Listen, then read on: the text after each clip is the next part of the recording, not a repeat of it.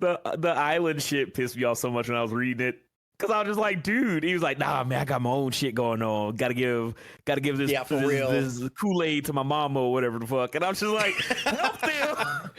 Help. He's just like, I think I thought that was really stupid that he was like, I want to spend time with my mom who just awoken. Like, I get that, right? But like at the same time, dude doesn't even care that he is an S rank. He is the strongest S rank and is like playing his day that he is. And he's like, no, you guys can heal. You guys can just go take care of the raid that apparently has failed 3 other times. Now you guys got it. Like the same guys who failed last time, they win again. Like I was like, help them, and he does. But I'm just like, dude, it's too late. It's too late. Yeah, I'm just like, no, he did it on purpose. He wanted to watch that one dude get cropped.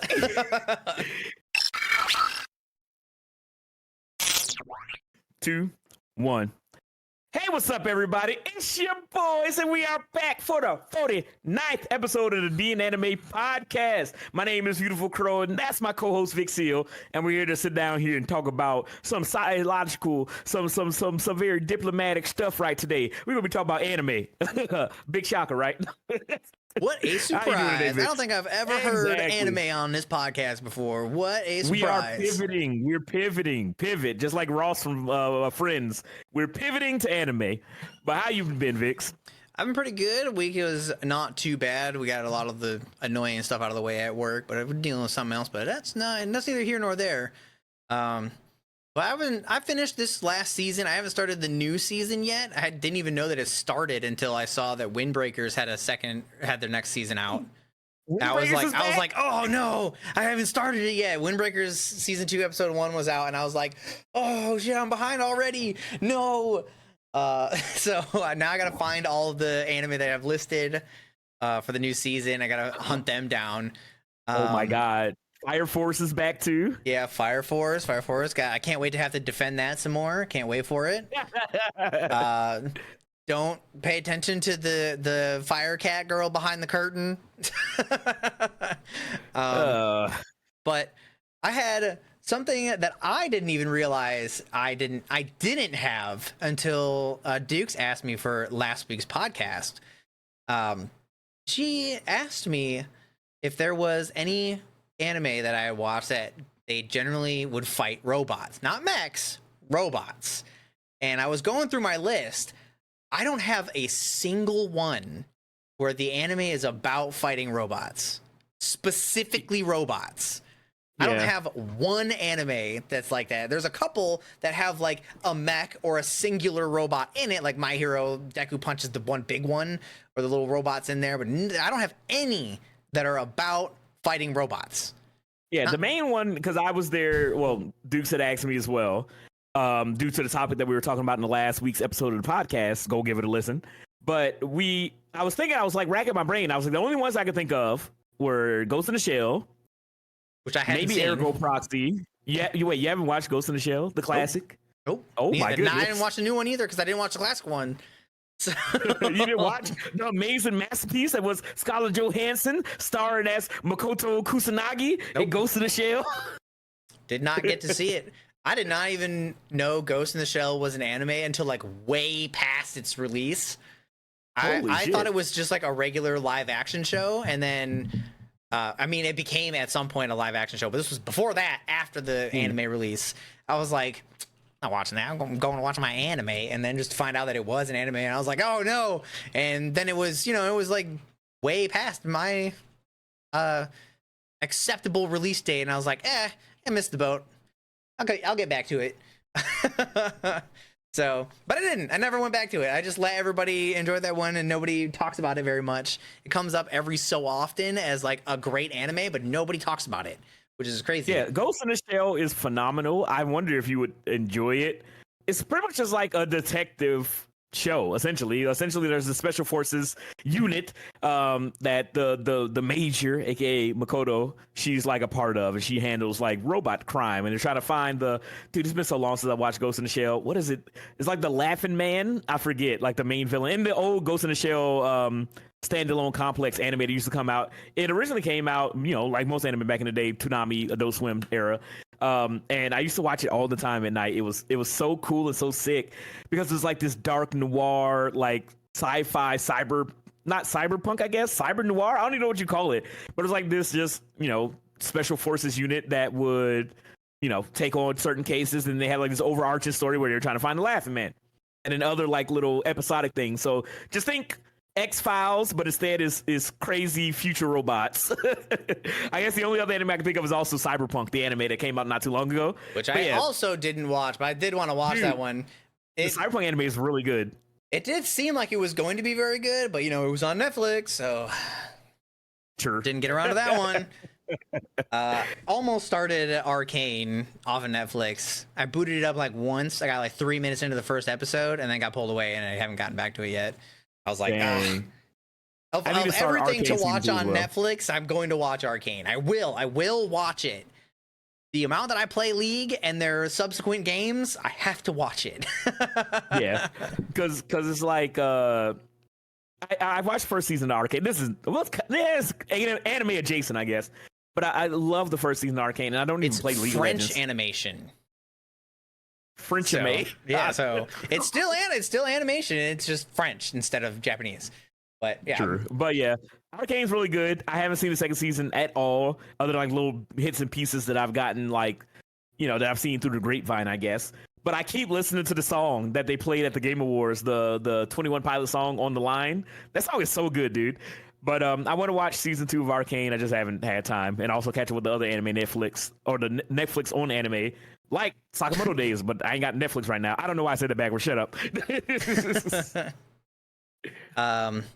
So we got a couple of robot-based anime in the chat. Psychopaths. Yep. I've heard a lot. Fantastic. I've heard a lot of people talk about Psychopaths. I don't know exactly what it is, and I've never watched it. Psychopaths is so sick. So Psychopaths is essentially, it's kind of like Ghost in the Shell, right? Yeah, the police force. Okay, so Psychopaths is like a mix of a couple of different things. So it's kind of reminiscent of Ghost in the Shell, where you're like following this street cop, and she's on this team. But the cool thing about it is, like, in the future, the police force is run by the system called the Sybil system. I can't remember how to pronounce, but they're run by this system, and essentially the system is able to predict crimes that are going to happen. And so they would do it by being able to scan people's like mental states.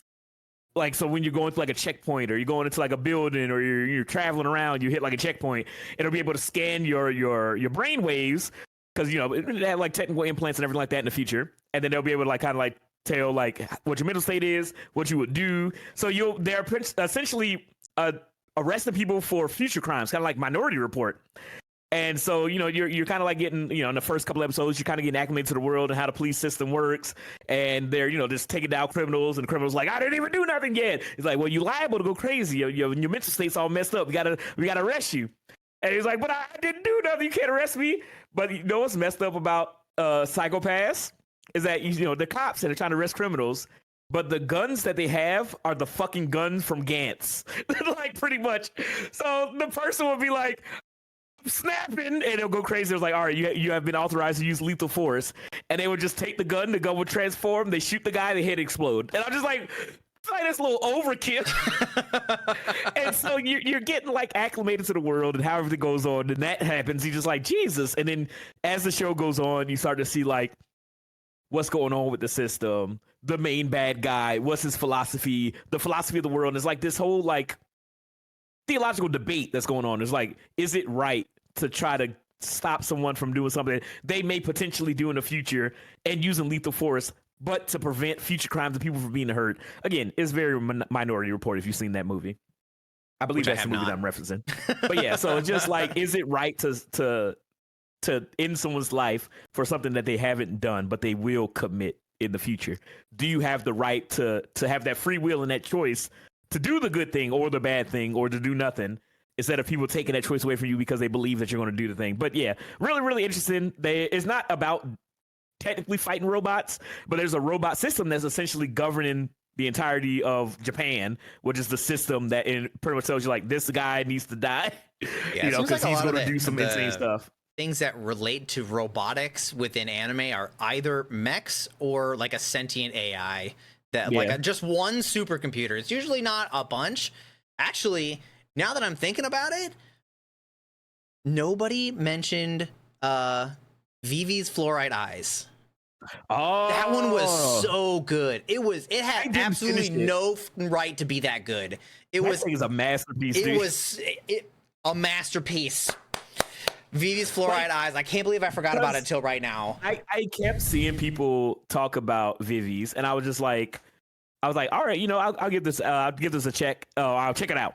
And then I saw like a clip of her like running, and I was like, why is this animated Yeah, so like that's what made me do amazing? the same thing. Is I saw the running, and then I saw a part of the like one regular fight that she had, and I was like, that's kind of sick. I was like, why does that look so good? So then I went to go check it out, and So like awesome. the idea behind it was really cool too. I'm not going to talk about it too much because like there's a lot of really intricate things that would be like, oh wow, that's kind of surprising, and how they make it work is really good. But just know, Vivi's Fluorite Eyes, that should have been the one that when they're like, hey, what's a robot one where the robots fight each other and everything?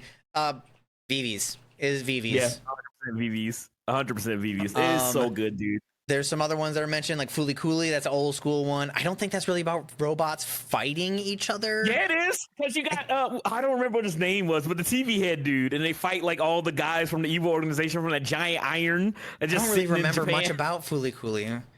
That's the whole thing. Is like they summon evil robots. I only remember. I remember one thing about Fooly Cooley, and it's the TV head dude sprouting out of the dude's pimple in his forehead.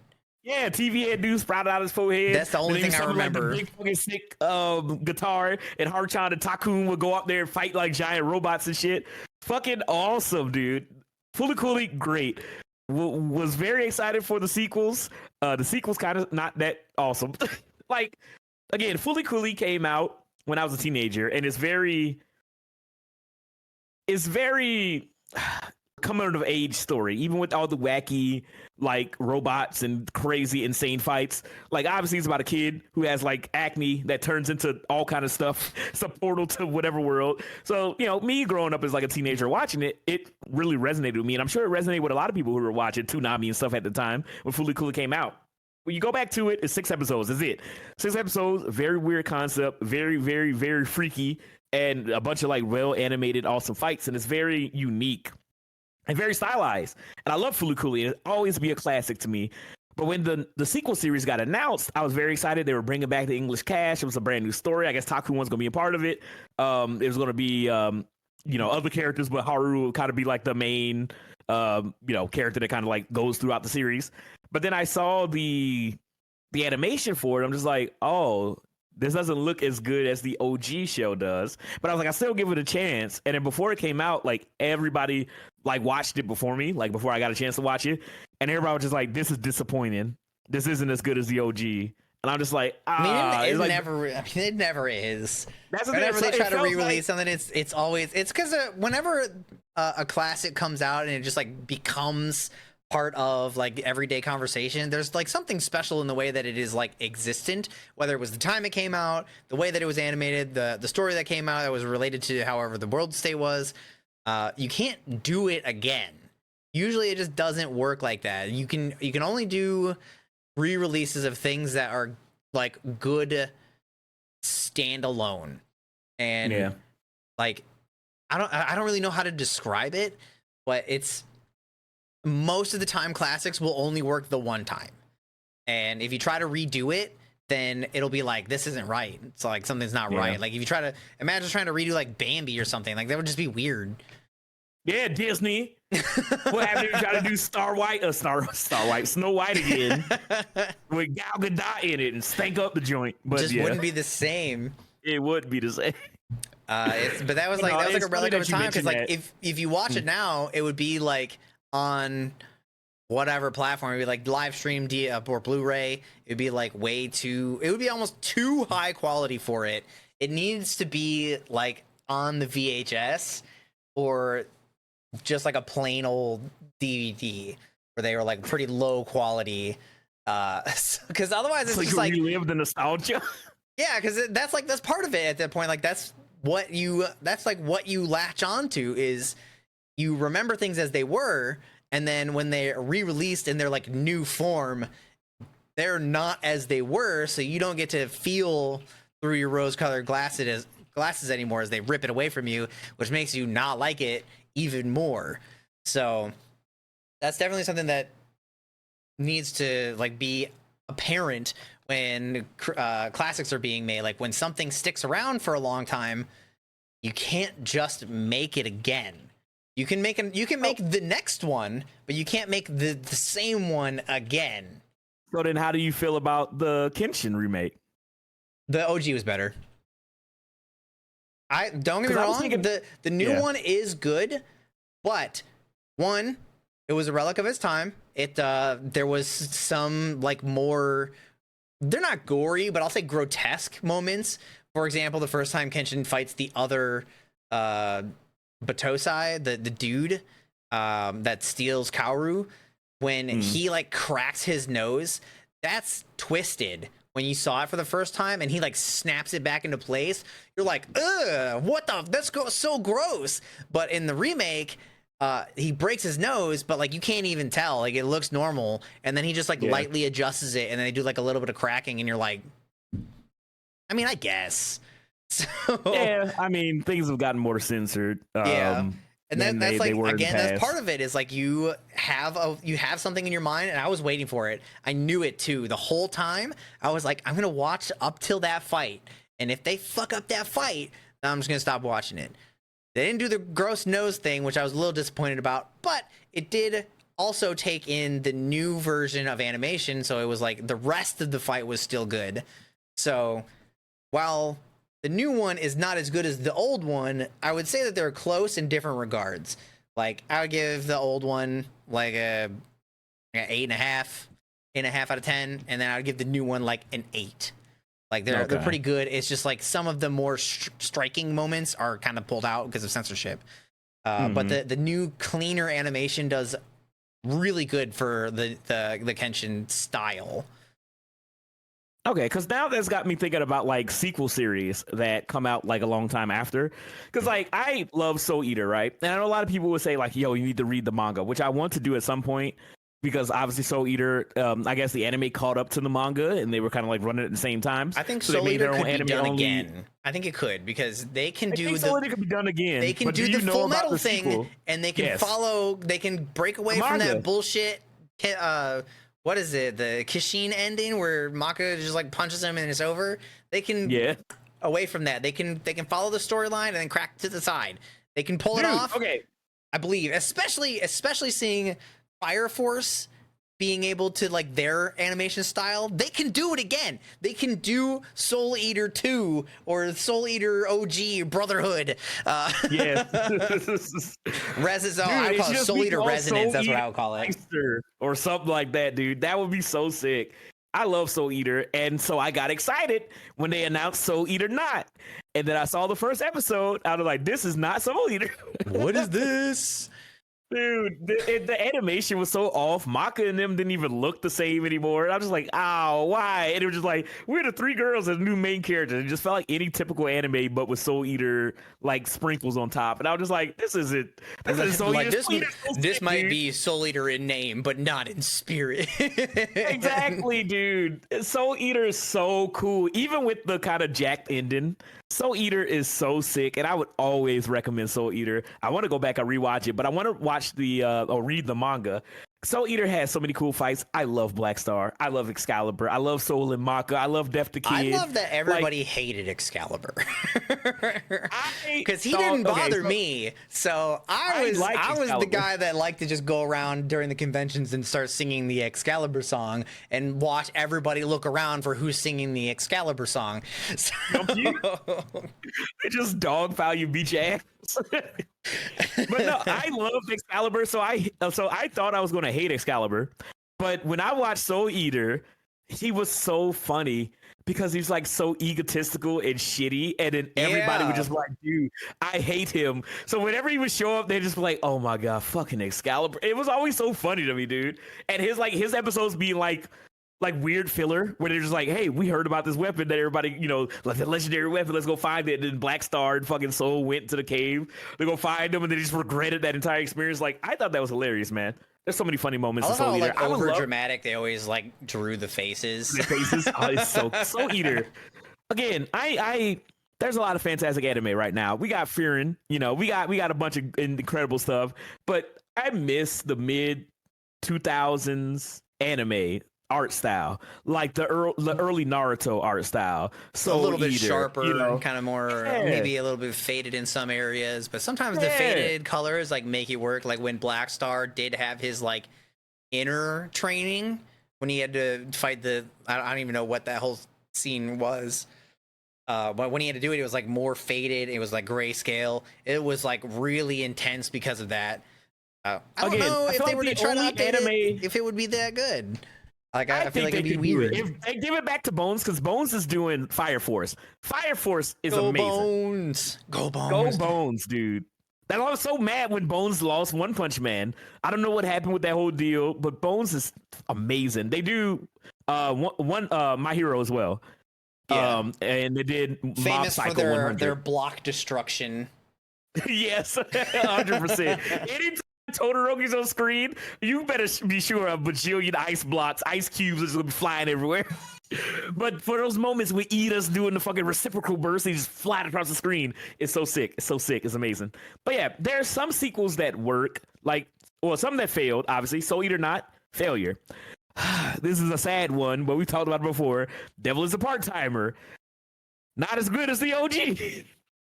But I guess if you do remakes, because I think if we did get a Soul Eater Brotherhood, I think that would be awesome. I want a redo of Tokyo Ghoul. There's been rumors because I watched OG Tokyo Ghoul needs to get theirs because I watched the first season 100%. and I was like, this is pretty good. And I was like, this is like, there's a lot of things that didn't make a lot of sense because they cut a lot of things. And then I went to season 2, which was like Tokyo Ghoul Re, and it was like a totally different person. And I was like, who are you? Who are you? I am not a key. I don't even know who that. Yeah, I was like, he's some dude with like white hair. I was like, I hate it when I have to do this. This usually marks that I'm not going to finish the season. I had to look to make sure that I was watching the right show, and I was like, they're similar, I guess. And I was like, how did you get to be the dude? And then suddenly there's like the one-eyed owl, and I was like, who the fuck is that? It's funny because that still happens in the manga because they'll go to but they don't describe it in the anime. That's where it falls apart, is they cut so much stuff. That's why I think those types of things can get their remakes. I think the ones that like did good manga wise and then failed in the anime due to production issues, I promise Neverland, they deserve another one. 100%, dude. Okay, we talked about it in the past as well, but Promise Neverland was so sick. It's one of the few animes that me and my girlfriend Val have watched together, and we were both like enamored with the show, and we were so hyped for season 2. We bought all the volumes of the manga to read before season 2 came out. Did you read it? And then season 2 came out. I read.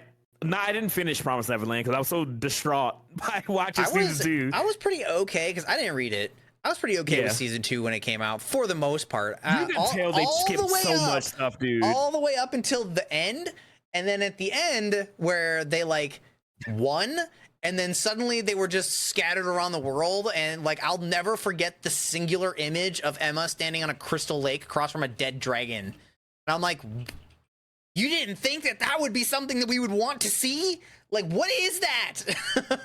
As a little tease, give them money, Vix. Give them money. And apparently the next image was like several chapters after that. So they couldn't even like make the next season because they gave you all of Showed everything. Yeah, they like sold it all away.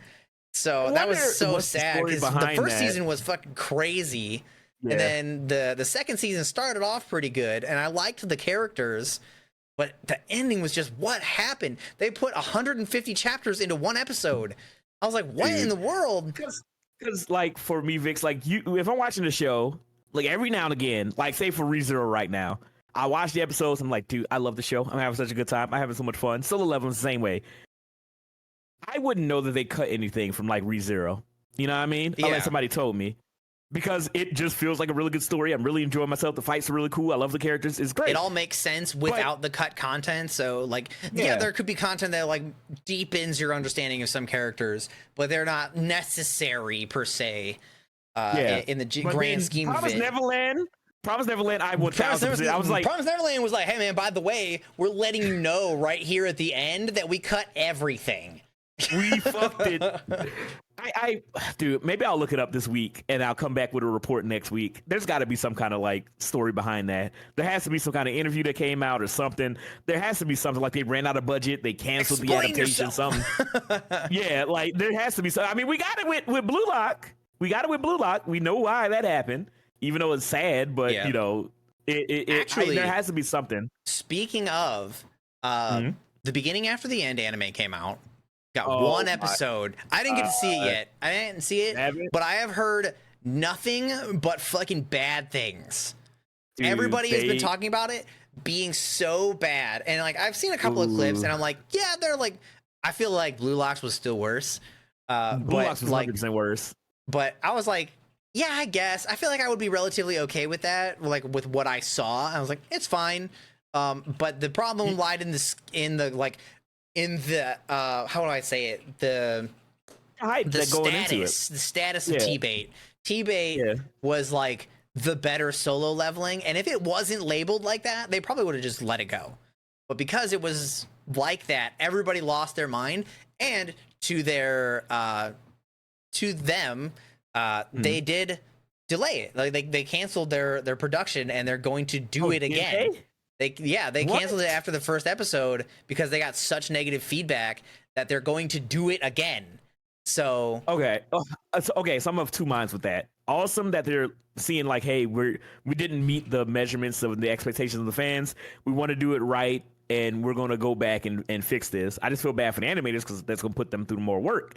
And I don't know, if it gets pushed back like 3-4 seasons or whatever, hey, so be it. As a consumer, cool, because we'll get a better product. I just hope the animators aren't rushed and like crunched to death, trying to make this show. I think the art style of what I saw was probably pretty fine. I think it lied in like missing frames and things. So I don't think that like what they had is potentially going to go to waste. They are probably just going to take the time to like fill in the weird gaps, like refine it and everything like that. Because the thing that I feel like T-Bait obviously had a bunch of expectations and a bunch of eyes on it because everybody's like, all right, this is going to be the next manhwa. No, because Vix, you want to know what's messed up? And I think this does a huge disservice to the show because the first episode, main character, I guess, gets isekai'd. And what I've been seeing on TikTok and on YouTube is people doing side-by-sides with Mashoko Tensei. Because the first episode seems so similar, because I guess the main character is reborn as a baby. It's because they both blew up the house, man. Exactly. So it's like they would literally have like one-to-one scenes. They would show him as a baby looking at his family, and his family would be like, ooh, goo goo gaga. And they would show Rudius being born and being with Paul and them, and it's like animated 10 times better. And it's just like, that's not fair. Don't do that to them. Like, don't do that to him. Do not do that to him, man. Like, don't like let the show breathe a little bit. Let the show breathe. But I mean, like the concept was the same, and that's part of what made T-Bait like good is that it did follow kind of the same like base trajectory where it was like he didn't just start OP, he literally made himself OP. And I was like, this is like how they all need to do it if they're ever going to do like an isekai. They need to have a reason why they're strong, not just because. Like I'm so done with the overarching I got reincarnated at 42 years old and suddenly can blow up the earth.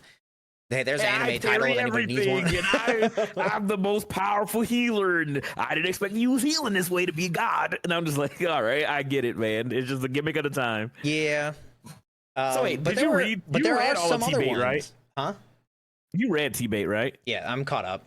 I think there might be like one chapter that I haven't read. Do you feel that it's better than Solo Leveling? Because I enjoy Solo Leveling, but I feel like Solo Leveling falls short character-wise, I guess, because nobody else matters but Sunju. And his aura farming is the side character. I think it's kind of difficult to say because they're almost like different to me. Like I wouldn't watch T-Bait for the same reason that I would watch Solo Leveling. I watch Solo Leveling because I want him. I know he's gonna get OP. Like it's structured. I want him. Yeah, it's structured for him to be like infinitely more powerful. I think the thing that T-Bait does better that a lot of people like that probably they don't really understand is Arthur, the main guy in T-Bait. He isn't special, to say the least. Like Sung Jin Woo, he is special. He was chosen by the system to be the player. So he's the only one in the entire world with, by the way, stupid ass power system that nobody can grow any stronger. That's dumb. But that's beside the point. He is the only one in the verse that can continuously grow, like, unendingly. I don't know if there is actually a cap to it. Maybe there is, but like it's ridiculously high, whatever it is. But he's the only one who can grow through his power. Nobody else can do that. Arthur in T-Bait, he is using the same power system that everybody else is. He did get, actually, I don't even think he got like lucky. I think he actually did just, he got like a little lucky because there's like magic affinities that you can get, and not everybody has all of them, but you can train in them to some degree. But if you don't have the affinity, then you can't use their like what they call deviants. So because you said like elves, they specialize in certain magic. Their system is actually pretty cool that they actually make it so that you can't just be a human and then just have all of them.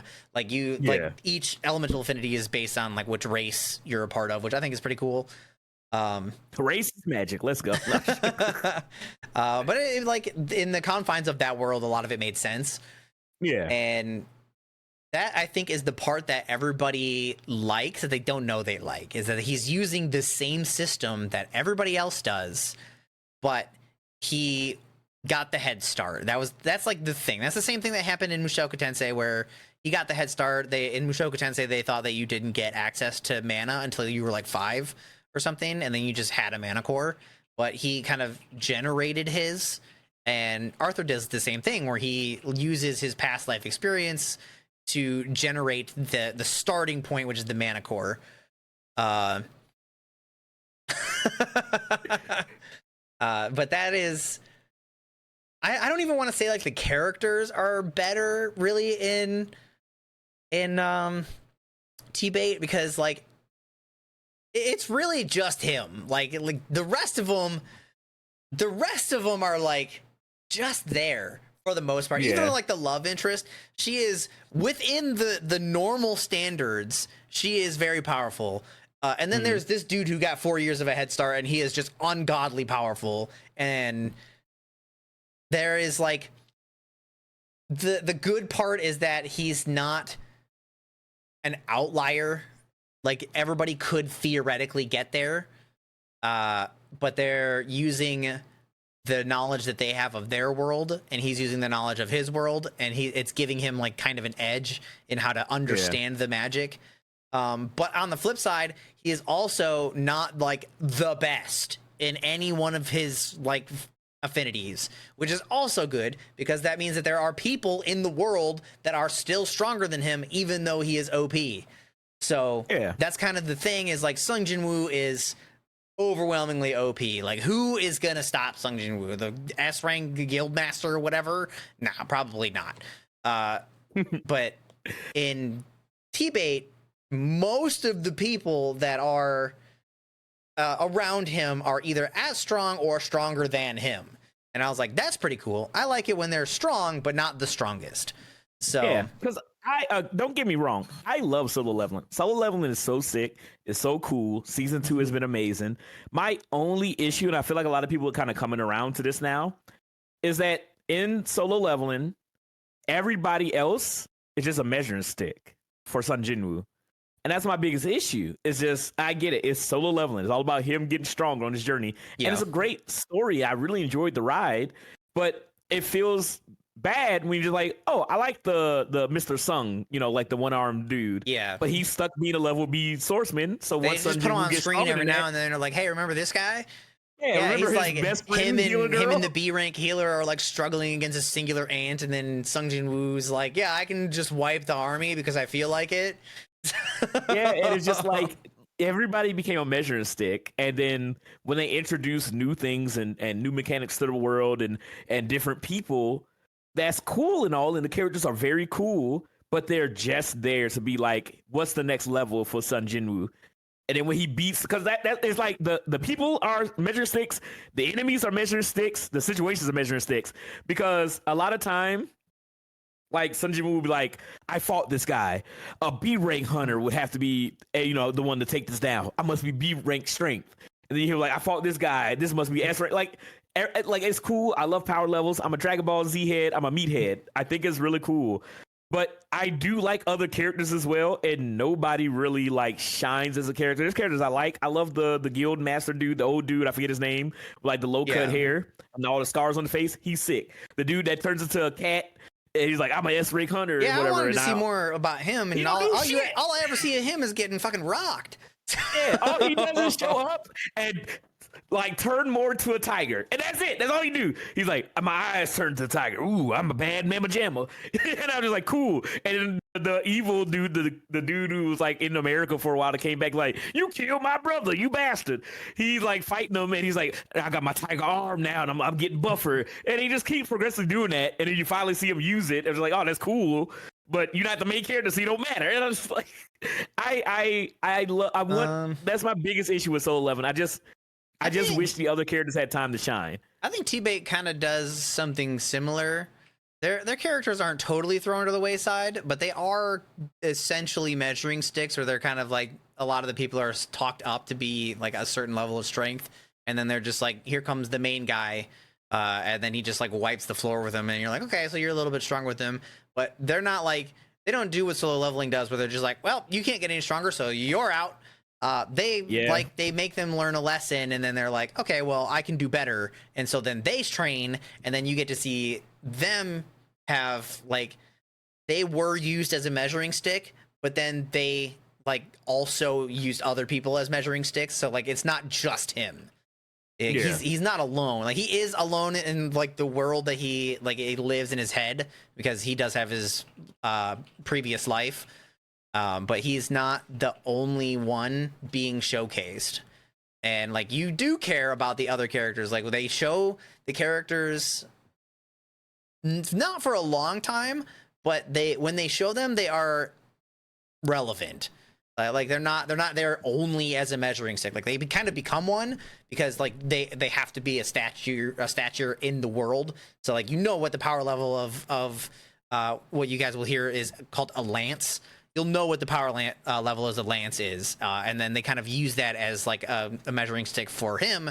But he's not the only one subject to that. So like, they also are like compared to each other.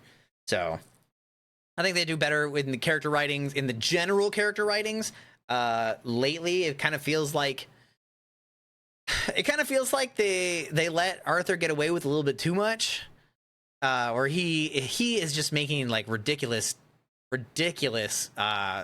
commands, and it's like, he is not the strongest right now. Like, somebody could absolutely just stop him if they wanted to. So, but I do think I would say that they're about the same. I can't say one is better than the other. I would watch them for different reasons. I do like the strong power fantasy. The way that the power system works in T-Bait is better. Watching Sung Jin-woo's growth, I think, is better. But the side characters in T-Bait are better. The writing is probably better in T-Bait. I would probably have to give it to T-Bait just because they have a couple more things going for them. But the things that solo leveling does, they do really good. But the things that they do bad, they do really bad. So like the power system. Fuck that power system. Yeah. You don't like the video game system. I am glad that they I think the video game system would have been fine if other people had access to it. If everybody had a way to do that, then maybe it would be more interesting. But it's just him. And then they're just like, they give him access to like areas that nobody else could even get to. Like, how is that fair? It ain't. That never particularly happens in T-Bait. Like, he only ever gets access to things that people also have access to. He never gets special treatment. He's a part of the world where Sun Jin-woo feels like he's outside of it, doing his own thing, essentially. Yeah, he does. Without giving anything away, he does kind of like in a real world scenario, some of the requests he makes, people would be like, "Are you dumb? No, what?" But in this world, for some reason, they're like, "Nah, you got it, brother. Whatever you want," and then they just let him do it. He doesn't. I don't think he ever really just does stuff on a whim where he just is like, "I'll deal with it later," kind of like Sung Jin Woo does, where he's like, well, I'll just kind of pop off right now. I'll deal with the fallout later. Dude, Sung Jin Woo was pissing me off. Arthur is a much more calculating person. He's a much more interesting person than Sung Jin Woo. Like, all Sung Jin does is aura farm, and then he's like, "Hey man, I'm literally busted. I will deal with the fallout later." And dude, Arthur is like, "I could deal with the fallout later," and he's like, "But that would cause a lot of problems, so I'm gonna try to do this a different way." The island shit pissed me off so much when I was reading it. Cause I was just like, dude, he was like, "Nah, man, I got my own shit going on. Gotta give this Kool-Aid to my mama or whatever the fuck." And I'm just like, help them, help. He's like, I think I thought that was really stupid. That he was like, "I want to spend time with my mom when just awoken." Like, I get that, right? But like at the same time, dude doesn't even care that he is an S rank. He is the strongest S rank, and it's like plain as day that he is. And he's like, "No, you guys can heal. You guys can just go take care of the raid that apparently has failed 3 other times. Now you guys got it." Just like the same guys who failed last time, they win again. Like, I was like, help them, and he does. But I'm just like, dude, it's too late. It's too late. Yeah, I'm just like, no, he did it on purpose. He wanted to watch that one dude get cropped. He could have helped so many people, and you just like, nah, man, I'm staying home for mama's home cooking. Now it's like, you fucking ass. And he goes there to just stun on people and do a bunch of cool shit. Again, very cool, but I'm just like, dude, come on, Sung Jin Woo. Come on. Solo leveling is great. Solo leveling is more fun, but I think T-Bait is probably better written. Makes sense. Well, but we'll see. We'll see what they do with the anime, though. We don't know. Yeah. They could do like a 16 point PowerPoint. We never know. So I hope they fix it, because the thing that got me with what little bits and pieces I saw was the Adobe After Effects as effects they have for the magic, where it looks like just aura that you pop in from like a default editing software over their hands and stuff like that when they cast magic. And I was like, I don't like how that shit looks. It feels so jarring when you're watching anime where you see like these like 3D effects, CGI effects on stuff. I was like, I don't know what to really call it. Every time they put in a terrible animation sticker over my anime, I'd have 2 nickels, which isn't a lot, but it's weird that it happened twice. Exactly. I saw that, and then everybody compares it to Rudius, like making the big water ball or shooting the fire, and I'm just like, it's night and day. You know what I mean? Yeah. There's a lot of bad about Mushoku Tensei, but the animation is fucking incredible. I will say though, for me specifically, they met expectations. I fully expected T-Bait to crash and burn like that, because the studio that is doing it is the same one that did 7 Deadly Frames. So I was like, and none of the other stuff in their like history is like notable. I'm like, I don't know any of these shows except for 7 Deadly Sins, and they butchered the hell out of that. And I was like, yeah. The first season of 7 Deadly Sins was so sick, dude. So good. Yeah, first season was great, and then they handed it off to this studio, and then they showcased what they could do, and it was like, this is probably not your cup of tea. Go back to whatever the hell that other thing was. Yeah, dude, this sucks. That sucks. Because, again, it's another manhwa series that just isn't up to snuff. So that means we're, 1 for 4? With Solo Leveling being the one good one? I mean, Tower of God was okay, but the second season fell off a cliff. Started off good. Yeah, and then God of High School was cool for like an episode or 2. Yeah, and then they skipped everything. Yes, the normal high school tournament arc that turns into fighting God. Yes. Like they skipped the JRPG like storyline all the way to the end. Where where's my grinding arc? Yeah. So it's just like I want manhwa to do well, and I want the anime adaptation that they're getting to do good, because I want to see different stories being told. But I just don't know, like, unless like Mappa or Bones or Studio Wit pick them up, I don't know who's gonna really do it. I don't know. I think if I could pick a studio to do it that wasn't the one that's doing it now. Okay, so first of all, I'm gonna say probably UFOtable because UFOtable always comes through. That Demon Slayer, all the Fate shit, they're always really good. But if it had to be somebody not them, I think one studio doesn't get enough recognition for its like god tier animation. Kyoto Animation. Yeah. They make like astronomically good shit. And they made Violet Evergarden, and Violet Evergarden was amazing. It was like really polished, it was really shiny, it was really, really, really good. Their level design was really good, or not their level design, their world design was really good. Their character drawings, their styles were all really good. And then disaster strikes. Their whole studio burns down. They lose everything. Yeah. They lost all of their files and everything. Like a year later, they come back and they put something else out. I don't remember what else they put out. I remember looking at it and I was like, damn, they came literally back from nothing, and whatever this is looks amazing. Like they hired talent at that studio. Like they have really good animators there. They have really good artists there. I would like to see them do more. Right now, I think all I can think of is Violet Evergarden, but I know that they've done other things that are less action-y, but they could probably get away with it. They could probably get away with doing stuff. I don't think I would want to see... Well, I wouldn't be opposed to it, but I don't think I would choose, like, Bones. It's just not really, like their style. I think Studio Bones is really good with, like, physical altercations, and this one's kind of more magical. And I think UFOtable is way better in their like magical fantasy animations. Dude, Studio Kyoto did Full Metal Panic. They did Air. They did Haruhi Suzumiya, the classic, the Melancholia Haruhi. They did Kanon. They did Clannad Story Kaon. Oh, dude, they make. Oh man, they make. I'm telling you, they're underrated. Like they are never brought up, but they make the classics. Stuff. Dude. Kobayashi Dragon Maid was not something I was like interested in at all. I was like, did Kyoto do that dragons? One too?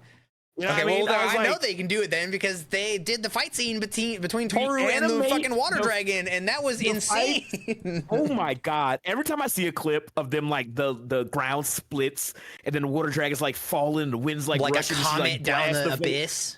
Yeah, I'm just like, dude, why is this in this weird Yuri show? Some of the best fights in all of anime. It's so weird. So I started watching Kobayashi just because of the fights. I was like, this is sick. This is insane. But yeah, big shout out to Studio Kyoshi. Very, very sad story of the studio burning down, and very tragic. That whole scenario was ridiculous. I can't believe that even transpired. Yeah. It's an incredibly sad story, but they've done a lot of amazing stuff. A Silent Voice, Beyond the Boundary.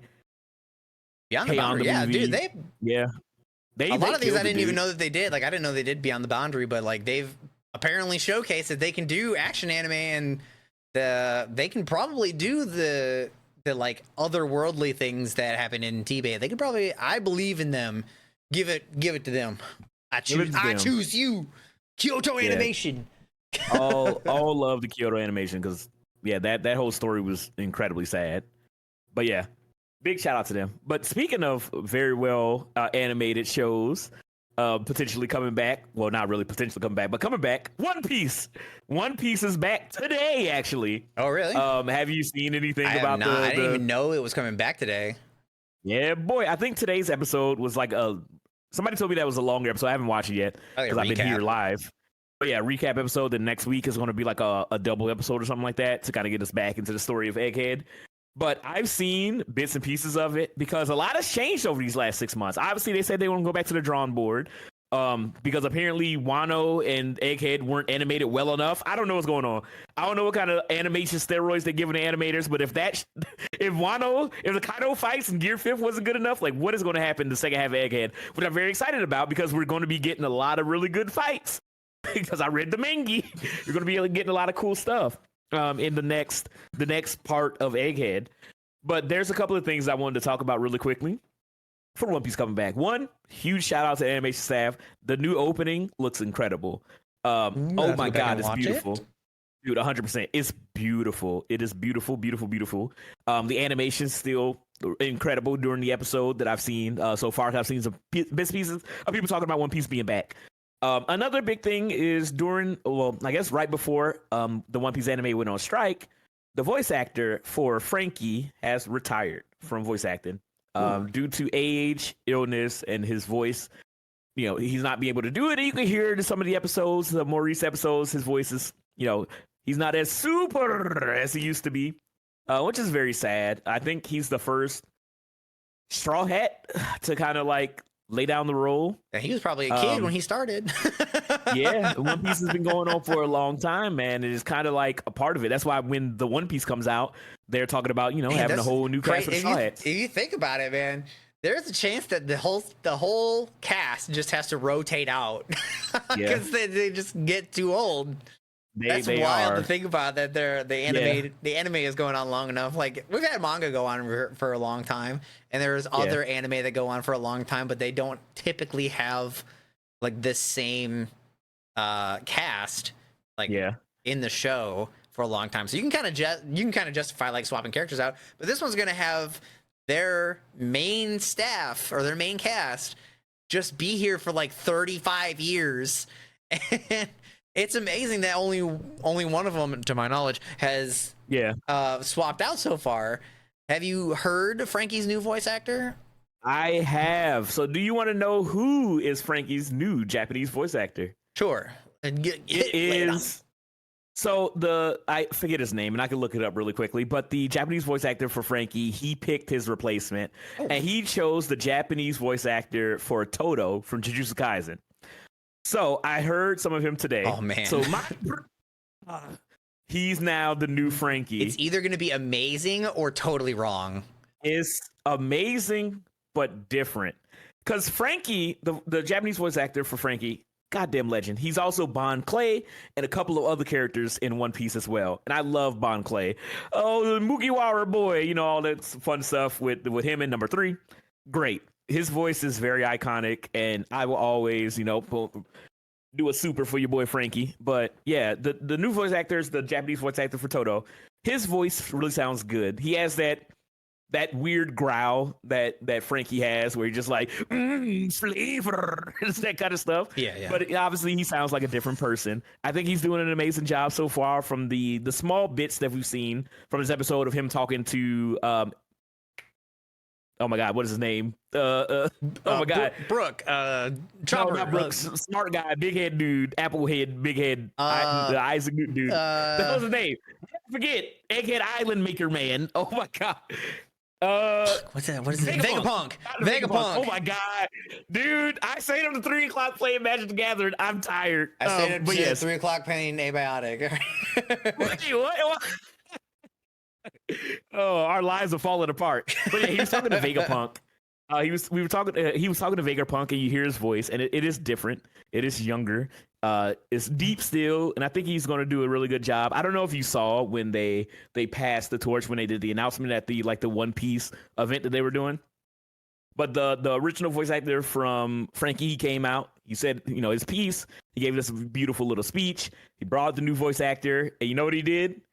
He gave the new voice actor Frankie's draws. So he had some actual Frankie, the fucking Speedo, and he gave it to him, and he hit us with the super, and then he left. It was awesome. It's very sad. At the end of the day, One Piece has, like we said, it's been running for an incredibly long time. It's a legendary anime and manga. It's sad to see him go, but I hope he's doing well physically, health-wise. And who knows? Maybe we might see him show back up for a special episode if maybe Bon Clay comes back or something. And he's gonna show up as nameless guy number 4. Dude, put him in the live action. Just slap him in the background of the live action. You know what I mean? And just let him do something. But he's a legend. I'm sorry I don't know his name. Let me look it up real quick. But I'm glad that One Piece is back. It looks amazing. It looks incredible. His name is noticeable difference? Yao. Is there any noticeable difference in the animation since they came back? Because I know that it looks great. The reason that they left was because they believed that it wasn't good enough somehow. Is there anything that is obvious that is just better in the newest episode? No, so I don't know if you saw the episodes with Aokiji versus Garp. I have not. Like I Iceman might versus have. Garp. I'd have to look. So there's a flashback scene because Garp trained Aokiji, when he was in the Marines, and he was like his understudy, and I didn't, that was when you really figure out that he was trained by Garp, and the training that they went through, which really shows like why he's a fucking admiral, because the stuff that they were doing were crazy, and Garp's incredibly strong, and that fight is beautiful and tragic, and it's so sad, but also awesome. And you see how the torch is being passed through Aokiji and also being passed to Kobe from Garp, and like what his history with the Marines really shaped them to be, you know what I mean? Even though Aokiji is now evil with Blackbeard. But there's a specific point in the episode when they're fighting where they have like this moment when it's like a flashback when like younger Garp, younger Aokiji, and they're talking. Garp's like eating some food and like laughing, and they're talking and have like this real moment like in the middle of their like fight. Garp's like reminiscing, I guess, in his head. Mm-hmm. And it's like animated so full of life, and it's like beautiful. You can tell that they really went above and beyond just for that one moment. And that's what the animation I've seen so far of the new episode of One Piece feels like. It feels like they took 3 months off so they animate one scene. Yeah, it feels like they put love into everything. And that's one of the things that I've been saying about current One Piece. I love One Piece. I've watched One Piece for a long time, ever since I was in college up until now, and I'm 35. I love One Piece, but One Piece being a weekly anime that never ends, it shows. You know what I mean? The pacing has always been god awful, and the animation sometimes and stuff that's not important is just like standard One Piece animation or whatever. But now it really feels like that they're injecting love, because a lot of the people who grew up watching One Piece are now working on the show, and you can see it in the impact frames, you can see it in the fights, you can see it in Gear Fifth, and just everything. And you can really tell like they're putting their all into One Piece, because One Piece, who knows how long it's going to go on for, but we are in the final saga. We are close. Luffy has he has 3 of the 4 road poneglyphs that he needs to become the Pirate King, and they're getting closer and closer to the end. So it really feels like they're like, yo, we need to go out on a bang. And it's kind of crazy the level that they're doing it at, because if you thought Egghead and Wano looked good, this first episode, if it's just like a normal episode, they're just like talking and stuff. I'm just so excited for the Kuzan fight. That's all I'm gonna say. All I'm gonna say is that's all I'm gonna say. It's gonna be insane, dude. It's gonna be crazy. But yeah, One Piece is back, and it's goated, dude. It's goated. I'm so excited. That's and really I good hope that like this. At least they didn't come back worse. All right. Oh, dude, I don't know what they were doing. They put them animators in hyperbaric chambers like fucking Goku on Namek, and they just came back stronger than ever, dude. They got a Zenkai boost. One Piece is like, it was never the best out of the big 3. Like I love the way Bleach looked. I love the way Naruto looked, and One Piece was always just One Piece. It's One Piece's turn. They're here. One Piece, it took 30 years, but they're here now. It's One Peak now, dude. Let One Piece them is killing cook. it. Dude, they are cooked. They are like They've literally been in the slow cooker for 30 years. Those TikToks where it's like that one friend when it comes to lion, and it's like the chef like cooking a bunch of stuff outside in like the forest, and it's like this beautiful meal that he makes on like this iron pot on a tree that he's cooking. That's what it looks like. Like One Piece is cooking a 5-star meal. I'm glad that I'm alive while One Piece is currently running, because it's one insane journey, and unless something bad happened to me, I'll be able to see it to its conclusion and finally see what the One Piece actually is. And it's going to be a moment in history for everybody, man. Like Naruto reaching Hokage, Ichigo being able to chill, Goku I was approached by the One Super Piece Saiyan prophet. Told me, it's just like, watch it. there's so many cool things. Yeah, no, there's so many cool things that we got to experience as anime fans with shows ending. One Piece is gonna be a different beast, man. Like, I have to know what the One Piece is, and I feel like once that happens, everybody's gonna come together, hold hands, peace among the world. Like it's gonna be great, hopefully, or it's gonna be the worst thing ever. But we'll see. I refuse to believe it's gonna be the worst thing ever. I have to have faith that it's gonna be amazing. If they do somehow pull like a blue lock and their last season ends up being like one frame, one piece of frame. No, One they frame. can't, yeah, they can't do this to us. You can't. There'll be riots in the streets. There's no way, dude. I trust Oda. Not every sequel is this trash, is- though. I wanted to bring up another one that I didn't even realize was a remake when I first watched it, because I only knew that it was a remake because the title had 2019 in it. Dororo was like a 1945 anime re-released in 2019, like almost 60 70 years later. That one was also a masterpiece of a release. I wish it was more accessible, but I don't know where it is now, but at the time it was only accessible on Prime Video. Not even Prime Video, it was whatever their previous anime package was. You had Anime Strike. You had to buy off of Amazon to get it. That was the only place I could find it.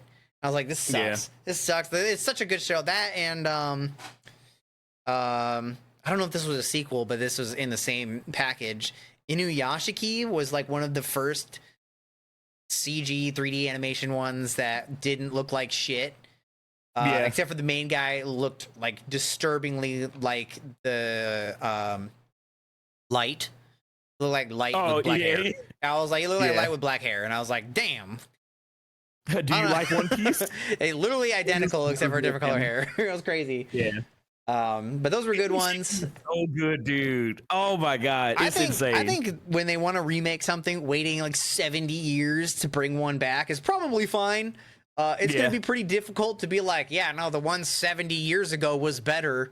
That's hard. That's hard to believe, especially maybe 70 years from 70 years from now, you might be able to say something like that, because the disparity between anime back then to now is ridiculous. Like it progresses at such a rapid rate that the growth of the industry is non-comparable to 70 years ago.